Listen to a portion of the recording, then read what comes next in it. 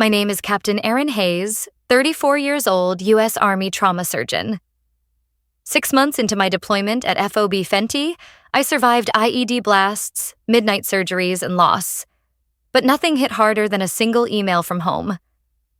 The money's mine. The house is mine. Good luck. Over there. The sand was silent. The world wasn't. What would you do if betrayal found you halfway across the world?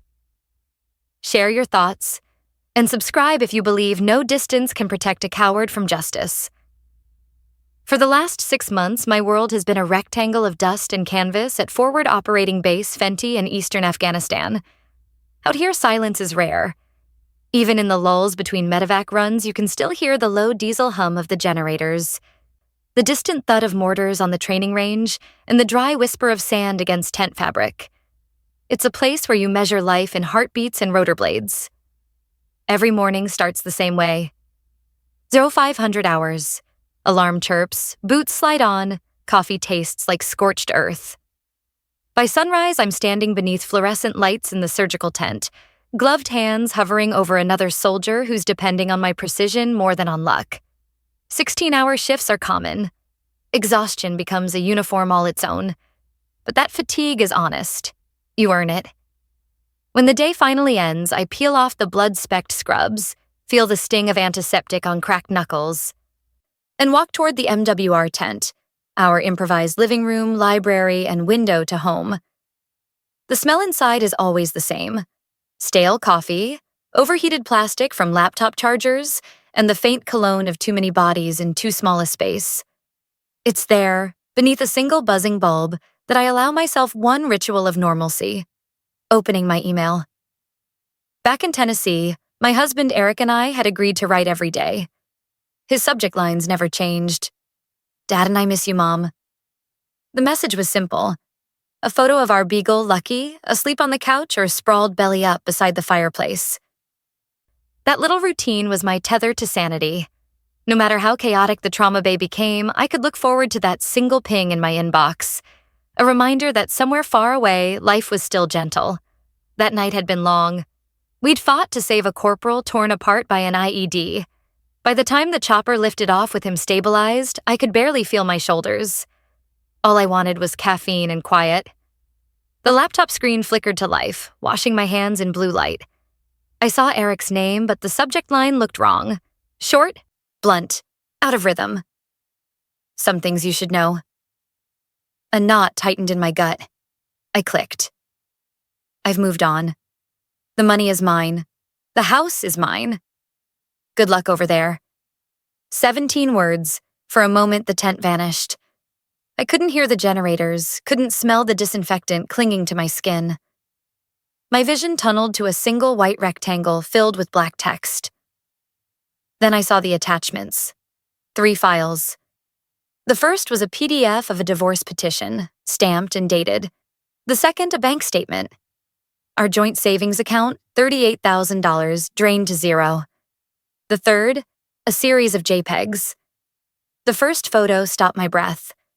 A blonde woman I didn't know, smiling inside my living room, wearing my silk robe.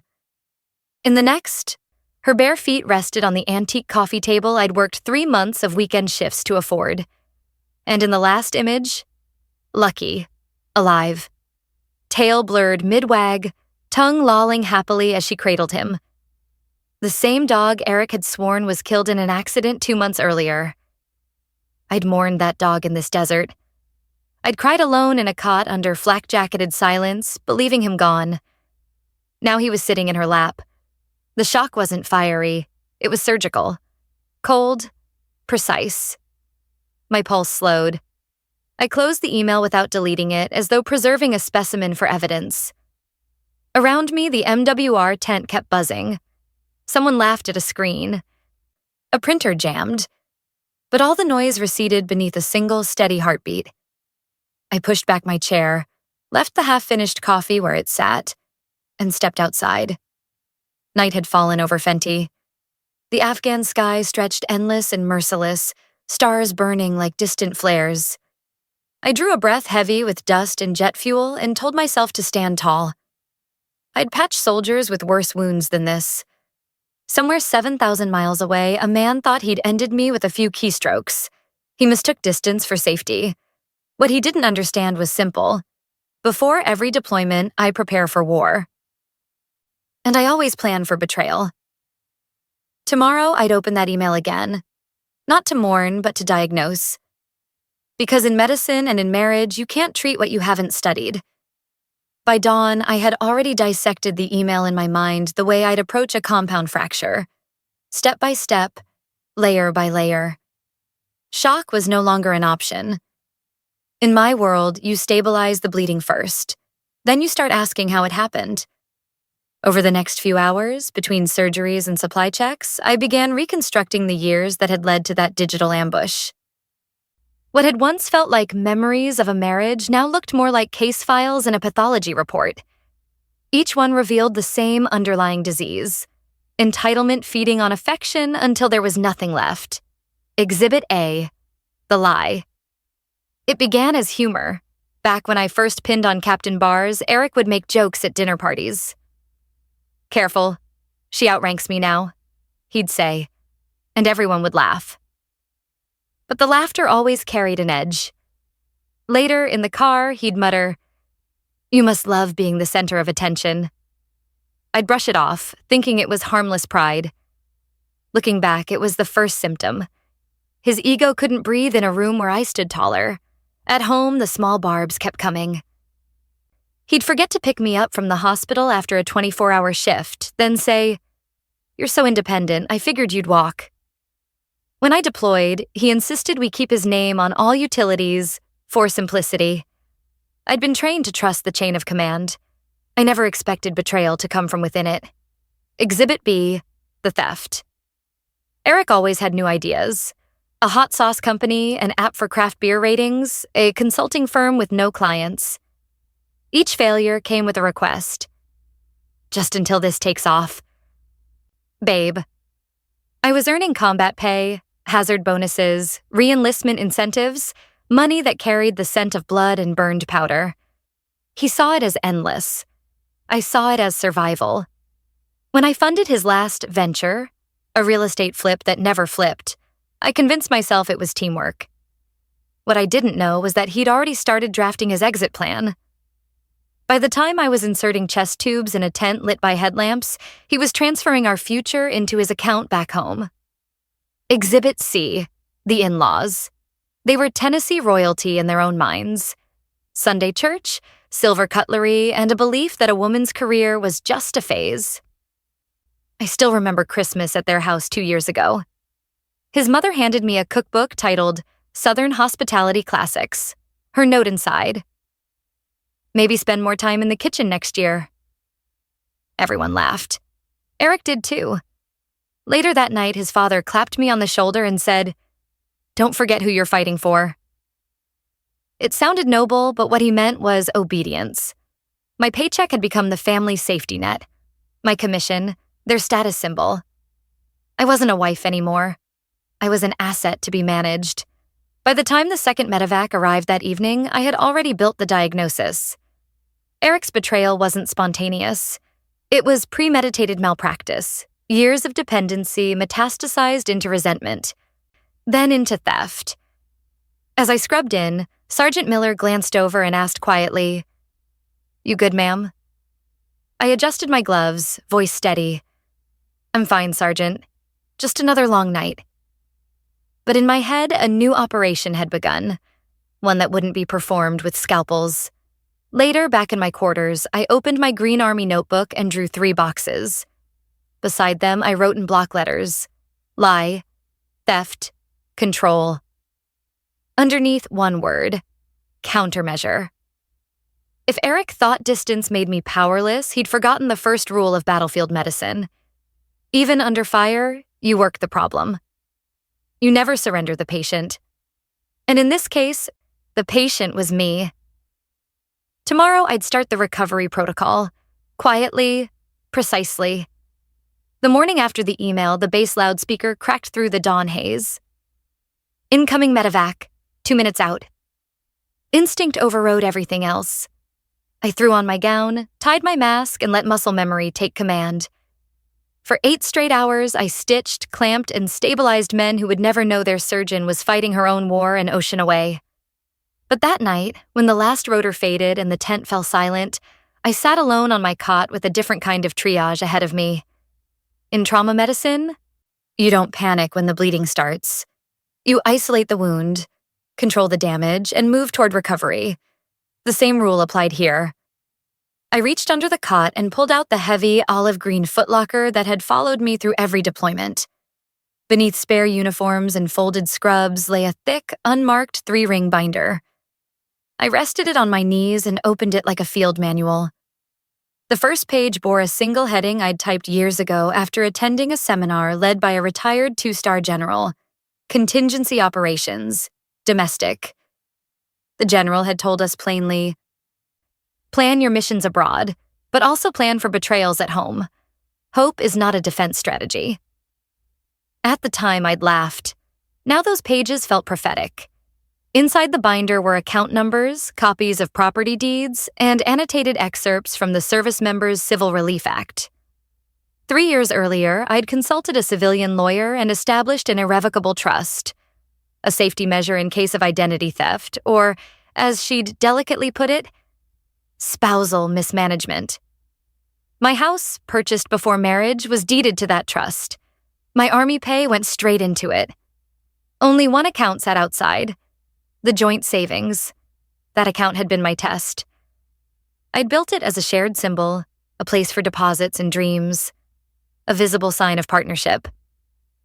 In truth, it was a canary in the coal mine.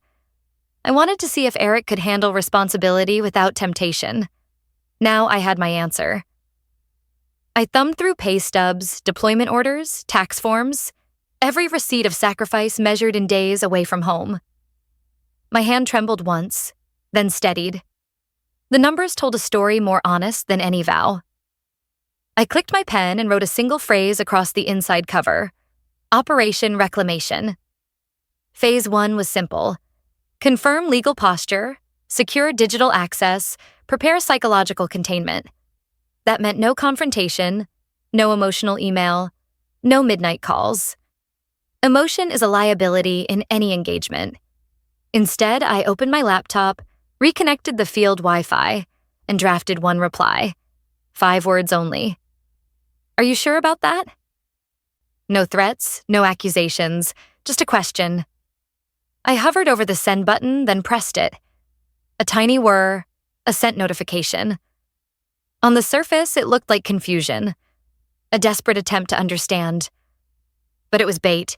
Men like Eric can't resist their own arrogance.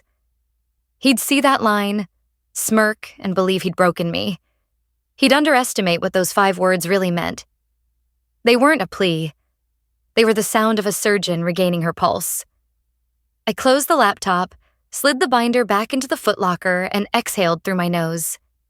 The Afghan wind rattled the tent flaps, carrying dust that settled on everything it touched. Tomorrow, I'd make my next move, quietly, procedurally, and by the book. In the Army, we don't fight back with rage. We fight back with protocol. And somewhere 7,000 miles away, a man who thought he'd won was about to learn what that word really meant.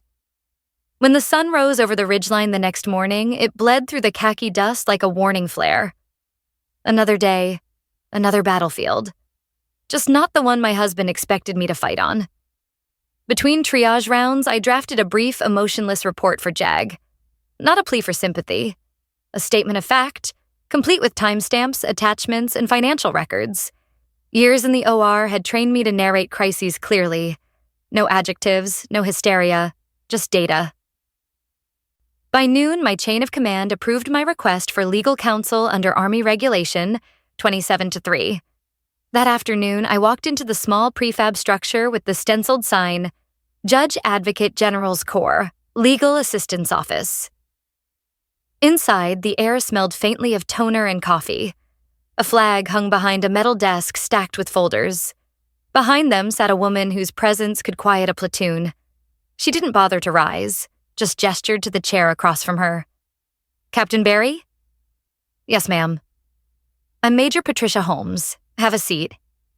Her tone was clipped, all business. She didn't ask how I was. She asked for documents. I slid the printed email across her desk, followed by the divorce PDF, the bank statement, and the photos. She studied them one by one, her expression never changing. When she reached the image of the blonde woman holding my beagle, she paused. For a full 3 seconds, she didn't blink. Then she set the paper down gently. "Captain," she said finally, her voice low but sharp. "You're not the first soldier this has happened to, but you might be the best prepared." That line struck harder than any insult, because she was right. I hadn't planned for heartbreak, but I had planned for liability. We went through each document like evidence bags. Holmes asked short, precise questions. Date of marriage? House purchased before or after? Joint credit lines? Beneficiaries on the trust? Every answer I gave tightened the weave of a safety net I hadn't realized I'd built. When we finished, she folded her hands. "Captain, your husband made 3 critical errors. 1, he tried to file a civil action against a deployed service member. 2, he accessed a shared account containing deployment pay and bonuses, which may classify as theft under the Service Members Civil Relief Act. And 3, she tapped the photo of Lucky, her lips tightening. He lied about a death to manipulate a deployed officer. That's psychological cruelty. The Army takes that personally." She leaned back, eyes narrowing. "I'm forwarding this to the Criminal Investigation Division. They'll coordinate with the FBI if any interstate or digital fraud surfaces." The room felt smaller, the air denser, but for the first time since that email, I could breathe evenly. "What do I do next, ma'am?" "Nothing rash, nothing emotional. You maintain professionalism, you keep records, and you let us do our job." Then her expression shifted, not softer but colder. He picked a fight with the wrong woman, and with the wrong institution. Over the next 48 hours, the base network connection became my lifeline. With Major Holmes guiding from one side and my civilian attorney Rebecca Chen patching in from Clarksville, Tennessee, we built a 2-front campaign. Military, invoke SCRA protections to freeze civil proceedings and preserve my rights. Civil, file injunctions to prevent asset liquidation or sale of property. Federal, flag all suspicious withdrawals and interstate transfers for potential wire fraud. Each step was procedural. Each form a bullet point in a slow, silent assault. At dusk, I received a secure call from Holmes. "Captain, CID's tech team reviewed your account activity. Several logins occurred from Tennessee while you were logged in from Afghanistan. That's unauthorized access of a federal system, because those accounts are tied to DoD direct deposit channels." I felt the words more than heard them. Unauthorized access of a federal system. It wasn't just theft anymore. It was a crime against the United States. That night, I stood outside the surgical tent, the stars flickering like distant watchtowers. Somewhere beyond those constellations, Eric was probably scrolling through his phone, laughing at the silence he mistook for surrender. He didn't know silence was the sound of systems mobilizing. 2 days later, a follow-up message appeared in my inbox from Holmes. Subject: Fenty Legal, Status Update. Captain Barry, Case Elevated. Federal Bureau of Investigation, Nashville Field Office, now coordinating with CID. Lead Agent, Special Agent Maria Martinez. Preliminary charges, identity theft, wire fraud, and financial exploitation of a deployed service member. Maintain all records. Do not initiate contact. Major P. Holmes. I read it twice, then closed my laptop with the same steady hand I used to close a chest cavity. He had filed for divorce. He had stolen my savings. But now the United States government had filed a case number. The reversal was complete. Eric thought I was one woman, alone in a desert. What he didn't realize was that I wore a uniform that never fights alone. He'd fired the first shot with an email. I had just answered with protocol. 3 days after the FBI took over, the silence broke. It started with my satellite phone vibrating against the metal table beside my cot. The number flashing on the tiny green screen was familiar. Carol Bishop, my mother-in-law. The last time she called, she'd wept crocodile tears over my dog's death. I should have ignored it.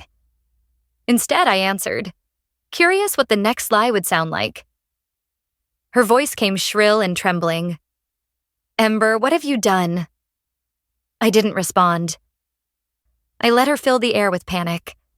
Eric's cards won't work. His accounts are frozen. He can't even buy groceries. And poor Brittany, the landlord threw her out.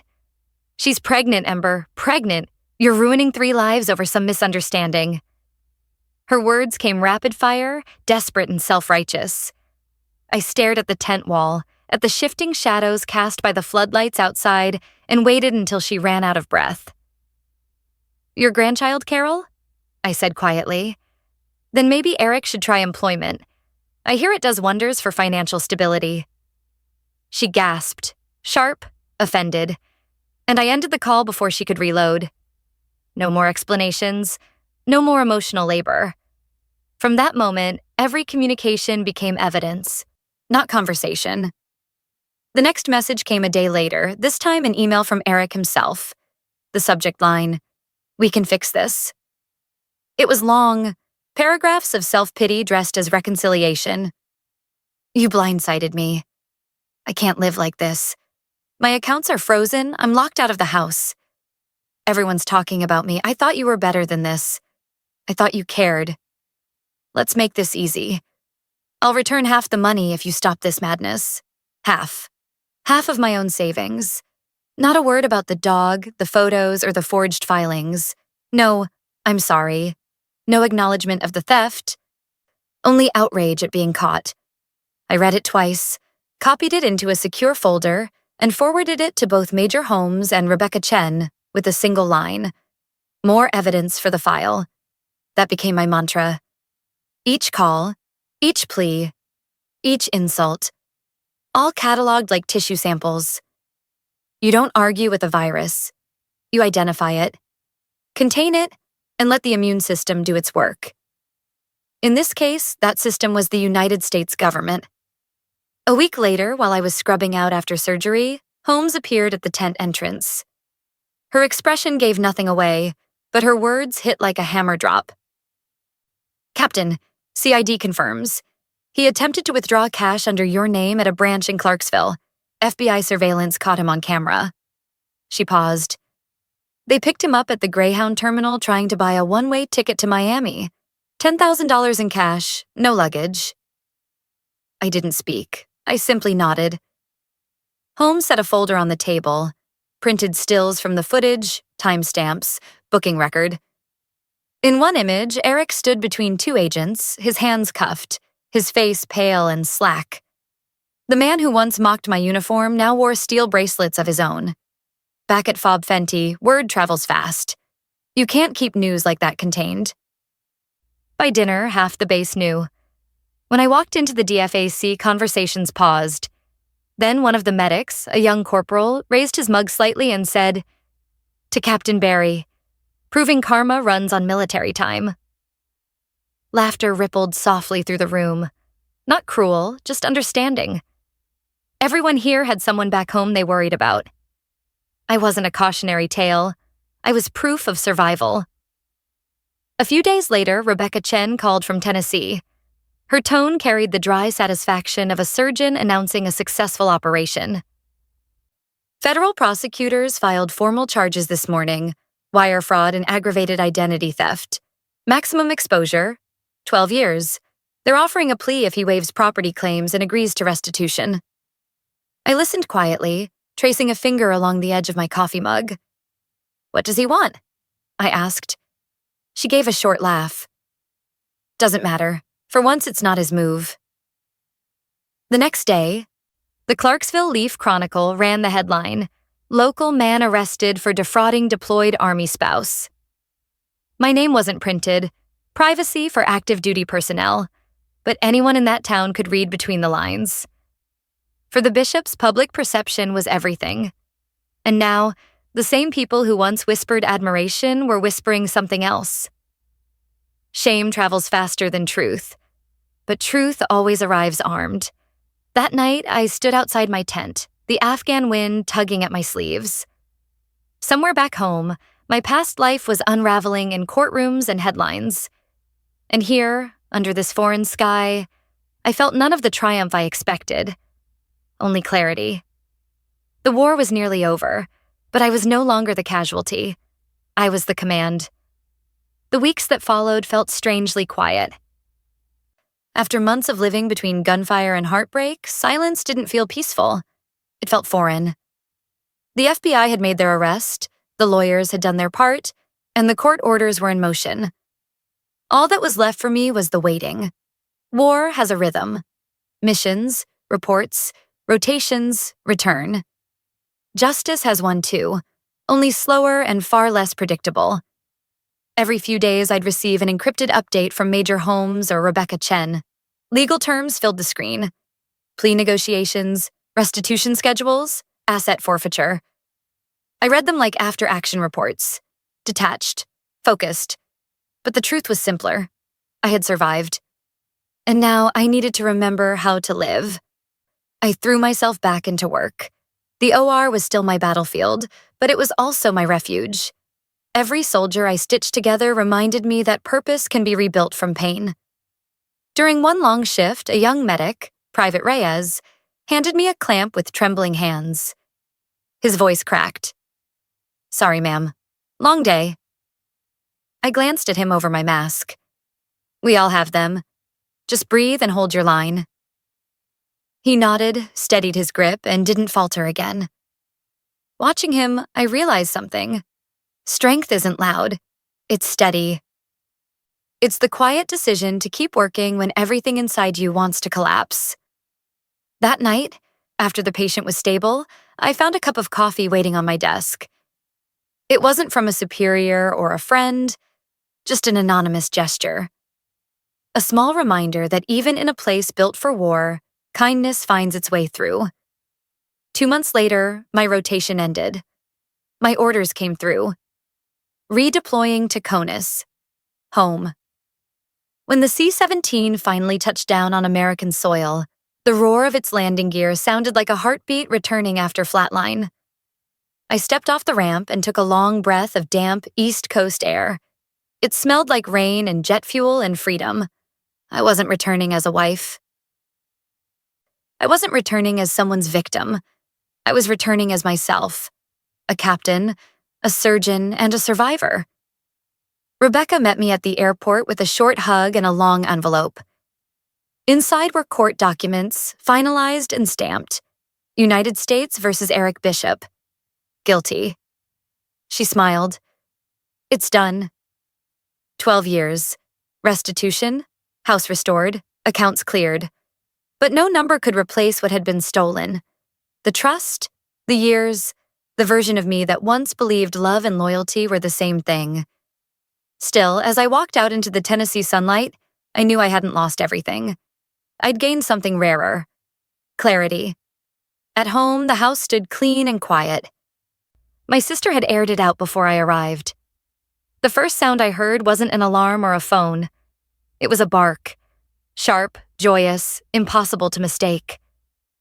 "Lucky," I whispered. He bolted across the yard, ears flapping, tail a blur of forgiveness. I dropped to my knees, and for the first time in months, I cried. Not from anger, not from grief, but from simple relief. He was real. He was home. So was I. Later, as I unpacked, my eyes fell on the dark oak coffee table, the one I'd once associated with humiliation. I ran my hand across its polished surface. The wood was cool beneath my fingers, solid and unbroken. It wasn't a reminder of betrayal anymore. It was proof that things can be reclaimed, cleaned, and repurposed. A week after settling in, I drove to a local animal rescue. They brought out a shy 1-year-old beagle with uncertain eyes and a scar on his paw. His name, the volunteer said, was Justice. Justice, I repeated softly. Yeah, that fits. Lucky trotted over, sniffed the newcomer, and within minutes they were chasing each other in the grass. Watching them, I realized the war had given me 2 gifts. One to remind me of what I'd almost lost, and one to show me what could still be saved. That night, as the dog slept by my feet, I closed my eyes and whispered a quiet promise to myself. No more reacting. From now on, I choose what stays. There's a strange kind of silence that follows justice. It's not triumph. It's not even peace at first. It's the hush that comes after the storm, when you realize every battle you fought was not about revenge. It was about reclaiming your name. When I think back to that night in Afghanistan, the night I opened that email, it feels like looking at someone else's life. I can still taste the metallic air, still hear the hum of the generators, still feel that cold, hollow drop in my stomach. I thought the worst part was losing the money, the house, the life I built. I was wrong. The worst part was realizing how easily love can be weaponized against a trusting heart. But war teaches you things. Not just about enemies, but about endurance, about discipline, about the quiet, unshakable dignity of standing tall when everything else collapses. The battlefield doesn't reward noise. It rewards steadiness. And maybe that's why I survived. Not just Afghanistan, but him. Because in the army, when things fall apart, you don't scream. You assess. You adapt. You move. When I returned stateside, people told me I was strong. But strength isn't what got me through. Routine did. Discipline did. The same quiet consistency that keeps you alive in combat kept me alive through betrayal.